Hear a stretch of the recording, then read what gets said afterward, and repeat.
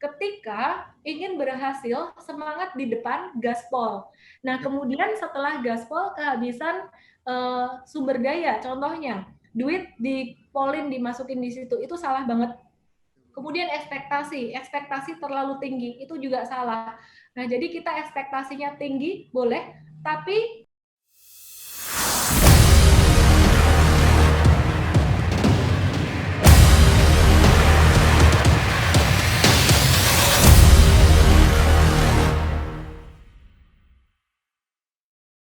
ya, telekomunikasi. Nah, kemudian manajemen selain inovatif, saya juga suka perusahaan yang good corporate governance, tapi jangan cuma GCG aja, GCG ya, jangan cuma GCG aja, tapi juga mesti inovatif.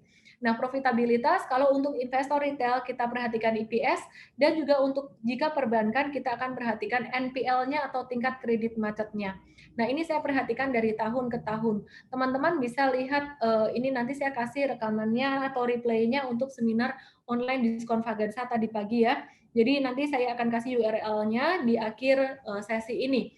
Oke, terus kemudian valuasi. Bicara tentang valuasi, saya melihat dari PER dan juga lihat dari PEG. Kalau perusahaan yang second liner, saya akan lihat dari PEG-nya. Kenapa? PEG itu per dibandingkan dengan growth-nya, CAGR. Kalau kita hanya lihat dari PER-nya saja, maka perusahaan-perusahaan second liner itu akan terlihat mahal. Ya, memang valuasinya mereka terlihat mahal. Jadi kita harus compare dengan growth-nya juga. Nah, teman-teman, ini adalah perusahaan-perusahaan yang sedikit, ya, ini tadi saya bilang ya, cigarette, kemudian consumer good, ini low impact dari COVID-19 ini. Kemudian consumer good, ini low impact juga. Nah, kemudian di sini ada sektor telekomunikasi, ini low medium impact. Sedangkan untuk bankingnya, ini sebenarnya medium impact, tapi dia karena dia fundamentalnya, kapitalisasinya besar, sehingga kita juga boleh ambil untuk perusahaan ini. Karena dia kalau turun, cepat diakumulasi lagi oleh investor besar, sehingga cepat naiknya. Oke, teman-teman, pilihan sahamnya apa aja? Nah, ini tadi yang saya juga udah kasih di seminar online diskon Fagansa. Saya rasa teman-teman juga sudah tahu pilihan saham saya untuk long term investing ya. Sedangkan kalau untuk trading pilihannya berubah-ubah, sehingga saya tidak akan kasih di sini karena nanti riskan kalau teman-teman belum tahu strategi trading.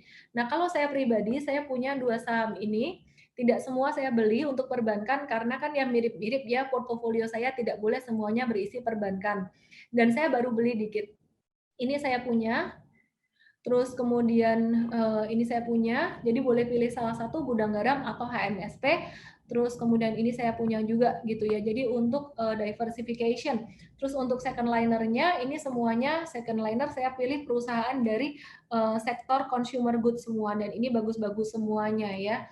Satu dua ini yang bagus, ini yang saya akan beli nih. Ini saya juga punya. Jadi untuk investasi jangka panjang saya udah nyicil dikit demi sedikit. Nanti bulan-bulan ke depan saya masih akan nambah terus. Oke, jadi teman-teman, kenapa tadi saya pilih BCA? Selain dia punya fundamental bagus, dia punya saat ini tingkat kredit macetnya sangat sedikit sekali ya. Jadi dia punya kebijakan kredit yang prudent, dan kemudian dia dalam jangka panjang dia cenderung naik, dan di sini dia tertahan oleh MA50. Sedangkan yang lainnya sampai turun sampai ke MA100 dan dia sangat kuat sekali. Nah, kalau mau masuk sekarang dalam jangka pendek ini sebenarnya dia udah overbought untuk sektor perbankan, jadi masuk dikit aja, nyicil ya kalau mau buat investasi jangka panjang. Kalau saya lihat masih akan ada kemungkinan untuk di beberapa bulan ke depan sedikit terkoreksi lagi. Kemudian ini Mandiri, dia juga masih murah sebenarnya ya, valuasinya juga masih murah, harga sahamnya juga masih murah. Ya teman-teman bisa nyicil, kalau BCA emang sudah agak mahal. Tapi BCA ini memang sangat premium sekali untuk perbankan ya. Dan kemudian untuk tren harga saham jangka panjang, saya suka tiga saham ini, BCA, BRI, Bank Mandiri, BNI juga oke. Untuk ICBP, ini tren harga sahamnya lebih bagus daripada Indofood. Kalau Indofood, dia tren harga sahamnya tuh beberapa tahun dia ke samping gini. Oke ya, jadi bukan yang arahnya naik gitu. Nah, terus kemudian ini Unilever sejak tahun 2018 dia sempat turun di sini. Ini valuasinya sebenarnya udah mulai terdiskon di sini 30% terdiskon, dan ini juga udah mulai meskipun kemarin turun dalam sampai di sini ya. Ini udah mulai naik dengan diskon valuasinya ini udah jadi nggak terlalu discounted banget nih, just slightly discounted. Nanti saya akan kasih lihat untuk valuasinya juga. Masih bisa dibeli, dicicil beli. Nah, ini adalah daftar saham-saham yang tadi saya tulis ya. Ini dari IM Trade sebenarnya layanan edukasi saham yang kami berikan buat teman-teman semuanya. Ini BCA ini margin of safety min 5%, artinya dia udah agak mahal. Kemudian Sido ini juga udah agak mahal. Nah, kemudian ini yang diskon, Unilever diskon sedikit 12%. Terus kemudian ini Cleo ini termasuk dia agak mahal juga, diskonnya cuma 17%. Mayora diskon 15%, dan ini perusahaan-perusahaan growing biasanya yang kayak gini ya. Nah, terus kalau kita lihat yang diskonnya gede banget sekarang lagi masih diskon gede adalah GGRM dan HMSP. Ini GGRM, HMSP ini masih discounted banget. Nah, teman-teman ini semua udah saya pilihin fundamentalnya ya. Jadi ini udah versi tinggal terima. Jadi istilahnya masak tuh udah dimasakin semuanya. Nah, teman-teman ilmunya sebenarnya dalam, cuman ini tadi saya bawakan very practical banget ya. Jadi teman-teman yang mau berinvestasi saham bisa start dari sekarang, dan saham-sahamnya juga sudah saya pilihkan. Nah, tadi pagi saya ada bikin tentang review kinerja saham dan lain-lain sebagainya. Saya akan kasih replaynya gratis. Cuman tadi kebetulan saya lihat ternyata jam 7 di sini juga ada event juga ya. Jadi bisa masukkan aja datanya, nanti kita akan kasih rekamannya, kasih URL Zoom-nya untuk rekamannya. Ya, jadi nanti sebenarnya ada replay jam 7 sore dengan masuk ke URL ini. Tapi teman-teman kalau nggak bisa ikut, misalkan mau nonton event yang di Indonesia Millennial Connect ini, teman-teman bisa masukin data aja, nanti saya akan kasih URL Zoom-nya, Anda bisa lihat di lain kesempatan ya, mungkin nanti malamnya kayak gitu. Karena ini pas berbarengan dengan event dari Indonesia Millennial Connect. Jadi masuk ke URL ini. Kira-kira itu aja yang saya mau sampaikan sore hari ini. Sudah saya coba untuk sampaikan sesimpel mungkin, semoga bisa dipahami teman-teman. Apakah ada pertanyaan teman-teman? Baik Mbak Helen, terima kasih Mbak Helen sebelumnya sudah menyampaikan materi yang sangat luar biasa Mbak. Sebelum kita masuk di sesi Q&A ini Mbak, ini saya mau bahas sedikit nih Mbak tentang masalah saham ini, boleh Mbak ya? Ya, silakan. Mbak, jadi kan seperti yang kita ketahui ya, bahwasannya tadi Mbak sudah paparkan banyak sekali jenis-jenis saham yang bisa diikuti gitu Mbak kan. Nah, terkadang Mbak banyak kaum milenial itu tidak tahu nih porsi keuangan yang dimilikinya gitu Mbak. Nah, mungkin ada saran nggak Mbak untuk kaum milenial nih yang mau memulai saham, yang pastinya untuk menganalisis porsi keuangan yang dimiliki. Bagaimana tuh Mbak? Sebenarnya ya kalau bicara tentang berapa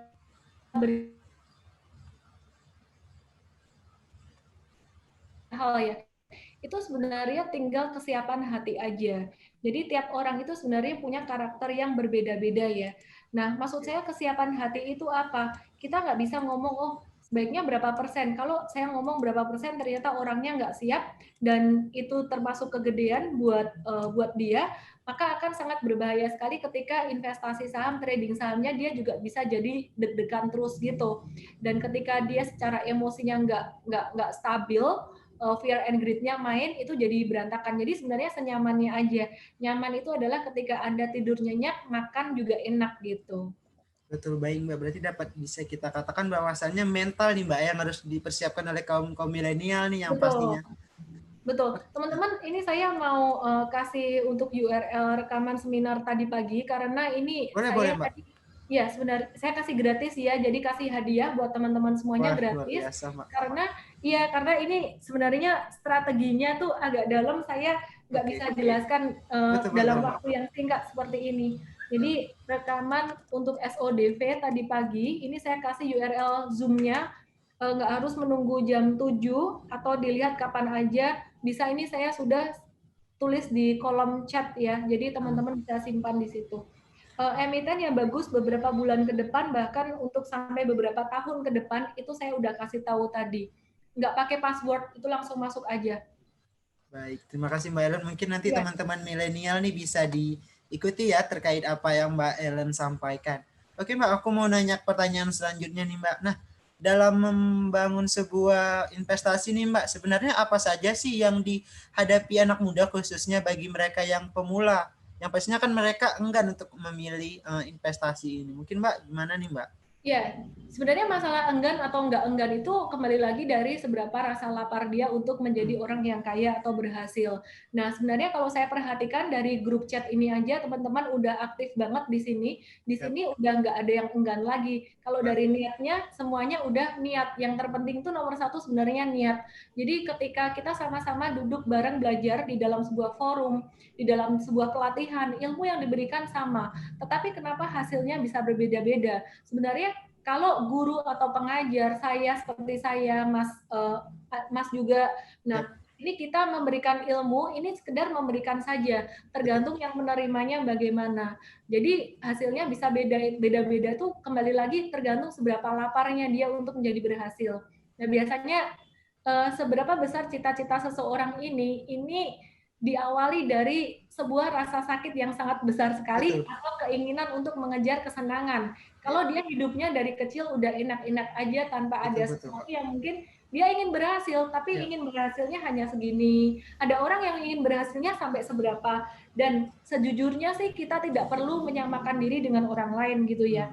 Hmm. Um, Buat saya adalah yang terpenting kita sebagai manusia itu terus berinovasi, terus ingin maju yang namanya kaizen. Kaizen itu terus ada perbaikan setiap hari. Mungkin teman-teman ada tahu tentang ini ya, cerita tentang kelinci dan kura-kura. Nah, kelinci bisa lari cepat, kelinci atau kancil itu lari cepat, ngebut, Ya, terus si kura-kura ini pelan-pelan doang. Dan ketika betul. si kelinci atau kelinci atau kancil ini lari cepat, dia capek, kemudian dia mikir si kura-kura nggak bisa ngejar. Dia tidur siang di bawah pohon. Kemudian si kura-kuranya terus, dia Konsisten itu konsisten tadi ya Mbak ya. Ya. latihan terus sehingga dia bisa memenangkan pertandingan. Nah, kita sebagai seorang manusia ya, human being, ada anak muda, kita semua harus selalu ada perubahan yang arah lebih baik dari waktu ke waktu secara konsisten. Banyak sekali kesalahan manusia, tidak hanya anak muda, adalah ketika ingin berhasil semangat di depan gaspol. Nah, Ya. kemudian setelah gaspol kehabisan sumber daya, contohnya duit di polin dimasukin di situ, itu salah banget. Kemudian ekspektasi terlalu tinggi itu juga salah. Nah, jadi kita ekspektasinya tinggi boleh, tapi ekspektasi kita tinggi boleh, tapi kita cara mencapainya kita harus sadar bahwa kita ini secara berprogres terus sampai nanti ketika kita sudah ngerti saham ini gimana, maka hasilnya akan jadi eksponensial gitu. Ini nggak ada passwordnya tadi teman-teman ya, jadi langsung aja masuk kalau untuk URL rekaman SODV tadi. Ya Mbak, nanti rekaman link ini nanti akan saya bagikan juga di grup Ya, peserta yang pastinya teman-teman nanti silakan. akan saya bagikan. Oke Mbak, terkait yang Mbak bilang tadi sebenarnya menarik ya. Awalnya itu kita harus membangun sebuah niat nih Mbak ya bagi anak muda. Nah, Betul. setelah niat itu kan pasti ada action ya Mbak. Nah, menurut Mbak sendiri action awalnya nih sebagai pemuda apa nih yang harus kita lakukan Mbak setelahnya? Oke, teman-teman masuknya jangan sekarang ya, nanti atau besok aja. Kenapa Yap, saya kasih rekamannya? Karena betul. biar nanti bisa ngikutin yang jam 7 kan ada acara lagi di Indonesia Millennial Connect gitu loh, Yap, supaya nggak ngeganggu acara di sini gitu. Jadi jangan malah sekarang masuknya. Masih oke ada Mbak. saya di sini kok, masih live. Siap Mbak. Oke. Ya, tadi pertanyaannya apa? Sorry, saya agak distracted sama ini chatnya. Iya Mbak. Kan tadi Mbak sudah bilang bahwasanya intinya tuh modal awal tuh adalah niat Mbak. Nah Betul. setelah niat tuh pastinya harus ada action nih Mbak ya. Nah menurut Ya, Mbak action apa nih awalnya yang harus dilakukan teman-teman milenial gitu Mbak? Mungkin buka rekening saham. Buka rekening saham, masukin duitnya gitu. Kalau yang belum punya duit berarti ya kerja dulu kumpulin duit. hmm, Itu sih sampai ada uang nganggur gitu aja sih. Sebenarnya simpel aja, kita mau berhasil itu simpel kok. Yang penting adalah konsistensi. oke baik Mbak. Mbak pertanyaan terakhir nih Mbak dari saya. Nah menurut Mbak sendiri sebenarnya investasi apa saja nih yang dapat dilakukan oleh anak muda zaman sekarang dan strategi langkah ke depannya gimana nih Mbak? Oke, kalau saya pribadi sih investasi tetap investasi saham ya, tapi properti ini juga bagus, investasi properti juga bagus. Jadi teman-teman kalau nanti udah di saham, punya uang, ya punya properti juga gitu. Nah ini boleh nggak saya bahas beberapa pertanyaan dari ini audiens nih, banyak pertanyaan nih. Boleh Mbak, nanti kan kita ada sesi question nih abis ini, abis Mbak Ya, ini melakukan. Abis ini kita langsung masuk sesi question Mbak ya. ya. Oke Mbak. Baik Mbak.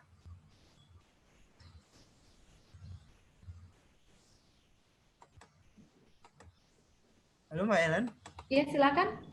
Oke, kita masuk langsung saja Mbak ya, masuk di sesi question. Oke, mungkin teman-teman yang ingin bertanya silakan chat di kolom komentar Zoom dan nanti akan saya bacakan ya teman-teman namanya. Oke, yang pertama saya ingin membacakan pertanyaan yaitu dari Adi Putra. Mungkin operator bisa memilih Adi Putra.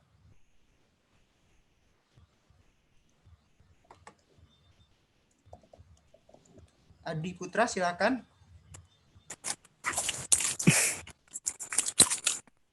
Oke, Adi Putra. Halo ya? Mbak. Oke, silakan Ya, Adi Putra. silakan. Jadi saya mau tanya Mbak, jika saya ingin menikah di tahun depan loh, dengan penghasilan saya yang masih tidak tetap, apakah instrumen investasi apakah yang harus saya ambil? Tunggu. Monica. Iya, jika mau nikah tahun depan. Hmm. Lalu Boleh apakah saya syaratnya? pisah-pisahkan dulu ya. Jadi investasi, menikah, dan juga uang, jumlah uangnya ya, uangnya. Jadi sebenarnya nih ya, kalau saya belajar dari orang-orang yang ini, mereka orang-orang yang berhasil menunda kesenangan. Jadi menikah itu satu hal yang baik ya, satu hal yang baik. Tapi kalau saya ngelihat dari mereka yang sudah berhasil, mereka akan bekerja dulu, kumpulin dulu sampai bisa berhasil, kemudian setidaknya bisa berinvestasi sedikit, ya, baru kemudian nikah. Urutannya kayak gitu.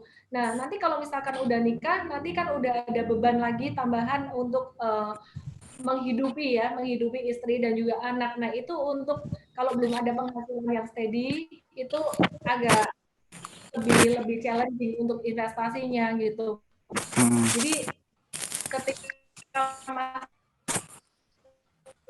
masih single, kumpulin dulu aja. Saya paling suka investasi saham gitu. Tapi beberapa orang profil resikonya nggak nyampe, maksudnya tidak siap untuk masuk ke pasar saham, boleh masuk ke obligasi juga, Ori.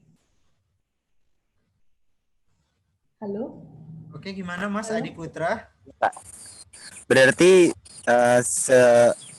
setidaknya saya harus menunda itu dulu sampai punya persiapan yang lebih bagus ya Mbak ya. Ya, mungkin bisa dibicarakan dengan pasangan mungkin ya, dengan keluarga ya. Nabung dulu kali ya. Oke, terima kasih Mas Adi Putra pertanyaannya. Semoga bisa membantu ya Mas Adi Putra. Oke Mbak Ellen, pertanyaan selanjutnya nih mungkin Mbak Ellen bisa memilih nih teman-teman yang ada di rumah. Silakan Mbak Ellen. Saya persilakan Mbak Ellen untuk memilih pertanyaan. Saya memilih pertanyaan. Tadi ada yang nanya nih ya. Oh ini dia. Aero Sinandi mau nanya prospek emiten sigaret seperti HMSP dan rokok, cukai rokok naik. Iya sih, memang tantangan dari perusahaan sigaret ini cukai rokok naik. Tapi terus itu over and over tiap tahun seringkali terjadi kayak gitu. Tapi orang-orang tetap ngerokok dan orang paling kaya di Indonesia jualannya rokok gitu. Betul. Jadi kalau ditanya prospek emitennya masih bagus meskipun terjadi PHK, meskipun pengurangan gaji, orang nggak berhenti ngerokok. Yang itu yang aneh di situ. Ya itu dia sih, masih kuat kalau saya lihat. Cuman saya pribadi prefer untuk ICBP karena ya penggunanya lebih banyak ya instead of emiten cigarettes. Oke. Mbak, selanjutnya mungkin Mbak bisa dibacakan aja Mbak. Karena cukup banyak ya Mbak ya pertanyaan hari ini. Ini banyak pertanyaan Anda yang sudah terjawab di seminar online Diskon Vagansa rekaman yang tadi. Cuman nontonnya ya ntar-ntaran aja ya, jangan bareng sama event dari Indonesia Millennial Connect karena banyak yang dipelajari dari event ini.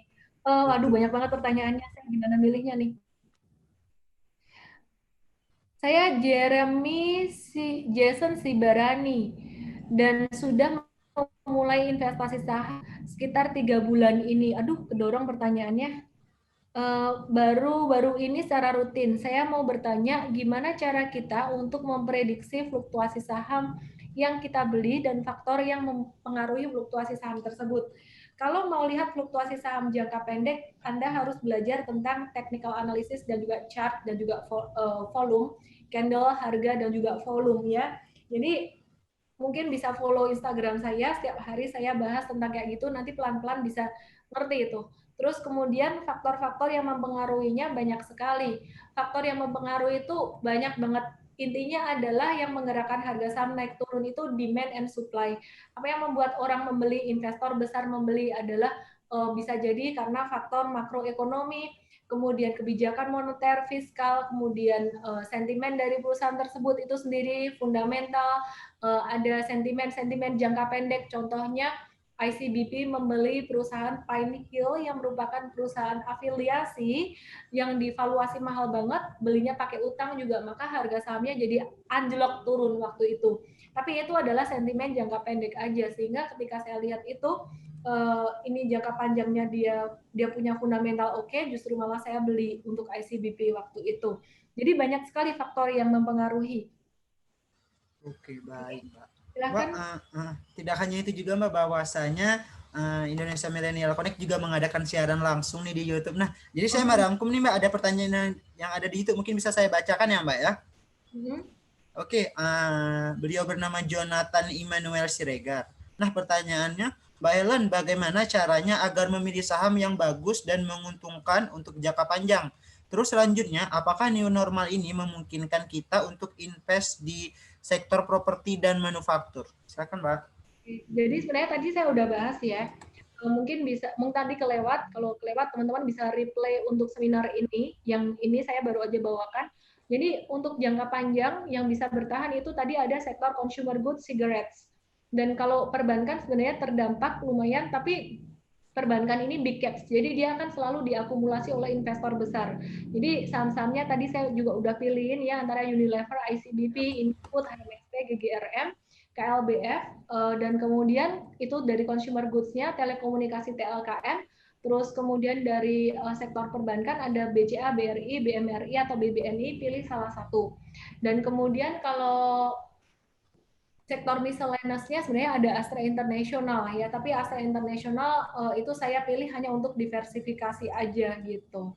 Ini ada yang nanya juga nih Pak, investasi dari Komang Desmi, investasi yang modalnya kecil tapi aman dan tetap untung apa? Mungkin bisa pilih ORI ya. Kalau aman itu berarti resikonya di bawah pasar 1, ORI 17 itu oke. Oke, Mbak, mungkin next bisa menjawab pertanyaan teman-teman yang lain, Mbak. Banyak sekali. Novrian Mahendra, investasi ke bank deposito dapat sekian persen. Uang yang kita deposito, sebentar saya baca dulu pertanyaannya. Ya, Mbak. Oke, saya nggak ngerti ini pertanyaannya kayak gimana maksudnya. Baik, perlu saya informasikan bahwasanya teman-teman banyaknya pertanyaan, teman-teman bisa follow Instagram Mbak Ellen ya Mbak ya. Nanti teman-teman bisa langsung bertanya dengan Mbak Ellen di Instagramnya. Saya sudah mulai main saham, tapi ketika pandemik ini dengan IHSG yang naik turun, strategi apa yang tepat diambil oleh investor? Apakah berani pakai fundamental atau lebih ke trading saja, Yulina Rizky? Kalau teman-teman masih pemula, beli untuk investing dulu gitu ya. Kalau untuk tradingnya, trading ini harus ada yang membimbing. Kalau enggak, teman-teman harus benar-benar menguasai secara membaca grafik saham. Ya, kalau enggak akan sangat berisiko sekali. Nah, untuk bimbingan ini sebenarnya kami ada bimbingan setiap hari dengan IM Trade gitu ya. Atau gini aja Mas, kita kasih giveaway IM Trade ya, hadiah IM Trade. Boleh Mbak. 10 orang yang beruntung, tapi Mas yang pilihin gitu. Boleh Mbak. Nanti ya, di akhir nanti kita bicarakan syaratnya gimana ya Mbak ya. Ya, yang bisa menjawab pertanyaan atau mungkin yang ini, yang pertanyaannya paling bagus, Mas yang pilihin aja deh, gitu ya. Oke, boleh Mbak. Ya, jadi atau kita kasih pertanyaan aja nih. Oke, boleh Mbak. Mau tanyain apa? Oke, Pertanyaannya basic ya. Tadi ada beberapa saham yang saya pilih untuk investasi jangka panjang. Nah, pertanyaan saya adalah ada 3 sektor yang saya tulis tadi. Sektor apa aja ya yang bagus untuk investasi jangka panjang? Teman-teman boleh ditulis di situ. Wah, ini langsung semuanya nulis. Aduh, mungkin Monika nanti Lisa, teman operator bisa di screen ya. bantu pilihin dong. Teman operator, Ya, iya Mbak, ada operator kita yang melihat dan teman operator ya. bisa screen. Jadi pemenangnya tolong dikasih tahu ke tim saya atau dibacain pemenangnya, boleh juga nih pemenangnya. Jadi ada 10 orang yang kita kasih IM Trade 15 hari itu edukasi online setiap hari. Anda bisa tanya saham di situ. Tiap pagi ada webinar, ada rekomendasi saham juga gratis gitu. Bukan banknya, saya tanya sektornya. Ini udah banyak yang benar kok jawabannya. Sektor consumer good nomor 1, cigarettes nomor 2, banking itu yang ketiga kita pilih karena dia big caps. Kemudian yang terakhir adalah telekomunikasi. Itu tadi telekomunikasinya kita pilih cuma saham Telkom doang. Jadi yang saya tanya tadi sektornya ini berhubung udah banyak yang benar jawabannya, saya kasih tahu. Nah, tolong pemenangnya ditulis di sini mungkin ya. Siap Mbak, 10 orang yang beruntung ya Mbak ya. Ya, silahkan. Terima kasih udah dibantu. Oke Mbak. Nah, sambil menunggu operator Mbak ya, teman-teman yang beruntung nih. Oke Mbak, mungkin acara kita sudah tidak terasa di penghujung acara nih Mbak. Mungkin masih banyak nih Mbak ya teman-teman yang mau bertanya, tapi karena waktu yang tidak memungkinkan nih Mbak, mungkin nanti teman-teman bisa langsung ikuti aja Instagram Mbak Ellen ya. Mbak mungkin bisa dikasih tahu Mbak Instagram Mbak Ellen, teman-teman, biar nanti di follow Mbak. Silakan Mbak. Instagram saya ya. Oh ya, tadi sebenarnya ada sih Instagram saya share lagi ya, screen share lagi ya. Yep. Bentar. Karena banyak sekali ya Mbak ya, mungkin teman-teman milenial pada tertarik nih dengan pembahasan hari ini dan semoga apa yang Mbak sampaikan tadi dapat bermanfaat pastinya. Dan pastinya dapat menumbuhkan investor-investor yang baru nih Mbak ya, kita doakan Mbak.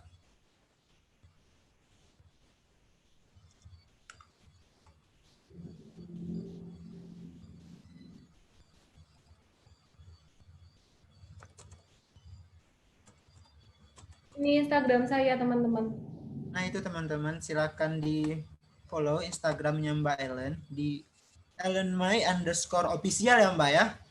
Dan nanti teman-teman bisa langsung follow Instagramnya Mbak Ellen. Karena Mbak Ellen setiap harinya buat siaran IG langsung ya Mbak ya terkait tentang pembahasan. Kecuali hari Sabtu, karena hari Sabtu ada kebanyakan event nih biasa, kebanyakan seminar. Oke, baik. Oke Mbak, mungkin sebelum saya menutup acara ini Mbak, saya mungkin ingin membacakan kesimpulan dulu terkait apa yang Mbak sampaikan tadi ya, bahwasanya investasi bukanlah menjadi hal yang asing lagi bagi setiap orang dan pada dasarnya investasi merupakan kegiatan menanamkan modal pada suatu perusahaan atau aset dengan nilai yang tinggi dengan tujuan untuk mendapatkan keuntungan yang berlipat-lipat di kemudian hari. Oleh karenanya, dengan begitu investasi sering dikaitkan dengan hanya orang yang sudah bekerja, padahal berpenghasilan tinggi saja yang bisa melakukan investasi. Ya, mungkin itu zaman dulu, yang jelas berbeda dengan zaman sekarang. Kini, generasi milenial pun sudah bisa melakukan investasi sejak dini yang dijelaskan oleh Mbak Ellen tadi. Oke Mbak, sebelum kita menutupi acara ini, saya ingin mau dong Mbak Ellen bisa kasih closing statement nih kepada teman-teman yang ada di rumah, dan nantinya Mbak Ellen bisa mengajak nih teman-teman milenial untuk sama-sama donasi nih untuk teman-teman yang terdampak COVID-19 melalui Indonesia Millennial Connect. Silakan Pak. Teman-teman semuanya, bicara tentang investasi saham itu sebenarnya very simple banget ya. Bahkan kalau teman-teman ngikutin yang hari ini seminar hari ini bersama Indonesia Millennial Connect, itu tinggal buka akun aja, tinggal taruh duit aja karena sahamnya juga udah saya pilihin, dan belinya bisa dengan cara nyicil setiap bulan dengan nominal yang sama kayak gitu. Yang bikin rumit biasanya adalah karena kita terlalu banyak berpikir takut ini takut itu. Nah, rasa takut itu bisa diatasi dengan belajar dan juga mulai dari hal yang kecil terlebih dahulu. Kita mencoba, jangan pernah takut salah karena kita sebagai manusia pasti melakukan kesalahan. Yang terpenting adalah kesalahan ini resikonya terukur. Kalau kita tidak pernah melakukan kesalahan, maka kita tidak akan pernah membuat satu kemajuan. Ya, jadi dari sinilah kita belajar, kalau kita salah kita perbaiki, kita salah kita perbaiki, selama kesalahan itu tidak menimbulkan dampak yang destruktif. Jadi risikonya kita ukur dulu dari awal dengan cara start small itu tadi.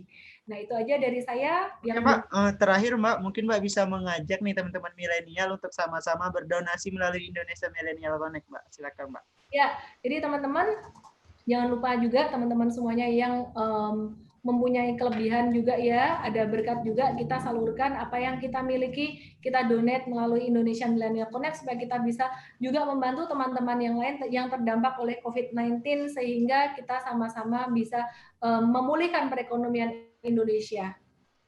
Oke, baik Mbak. Sudah ada nih Mbak ya 10 orang yang terpilih nih yang mendapatkan giveaway dan di kolom komentar. Nah, mungkin teman-teman nama yang terkait nanti bisa chat Instagramnya moderator ya di mhd_danilo khusus teman-teman yang 10 ini gitu.